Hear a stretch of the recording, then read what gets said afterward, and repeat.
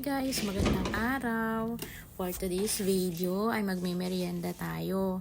Dahil nga sa mayroon akong IBD or inflammatory bowel disease ay bawal na bawal talaga sa mga pagkain na matatamis or sa mga processed food. Kaya naman yung mga dati kong kinakain ng mga processed food or chocolate, mga ganyan, ngayon ay hindi ko na makain, guys. So, eto nga, dahil mayroon akong IBD, eto lang ang kadalasan kong kinakain, papaya, avocado, or hindi naman kamote.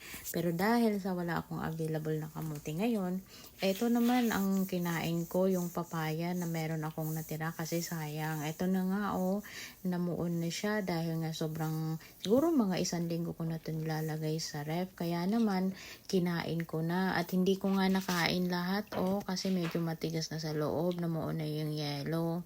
At eto naman yung avocado, hindi ko na siya nilalagyan ng mga matatamis kasi karamihan sa atin ng gusto sa avocado ay gagawing shake, di ba?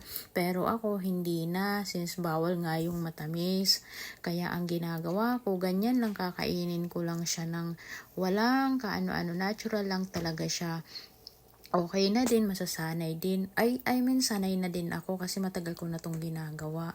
Halos 3 years na akong mayroong inflammatory bowel disease at hindi nga lang yun at mayroon pa rin akong acid reflux. Esophageal na nga yung sa akin, medyo lumala na kasi matigas ang ulo ko.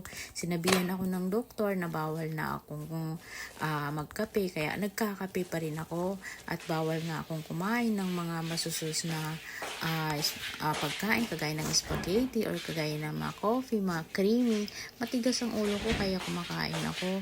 Kaya naman biglang sumulpot yung acid reflux ko kasi pag tayo may inflammatory bowel disease, bawal na talaga kumain ng mga matatamis. Ang pwede lang sa atin ay bawal na nga din sa mga ginisa, kundi mga nilaga na lang. At bawal na bawal din sa mga red meat. Kaya eto, ngayon ako may acid reflux. Nagtiyaga na naman ako sa mga pagkain ng ganito. Pero okay na din kasi naiwasan ko na din yun. Nasanay na din yung katawan ko. Dati nga hindi ko makain yung avocado na ganito Kailangan talaga nakasawsaw to sa asukal kasi parang hindi ko siya makain. Pero ngayon guys, hindi na, sanay na ako. Ayaw ko na ng mga pagkain na maalat at ayaw ko na rin ng mga matatamis diba? Kayo guys, kung meron kayong nararamdaman, mag-comment kayo sa akin para maturuan ko kayo. Bye!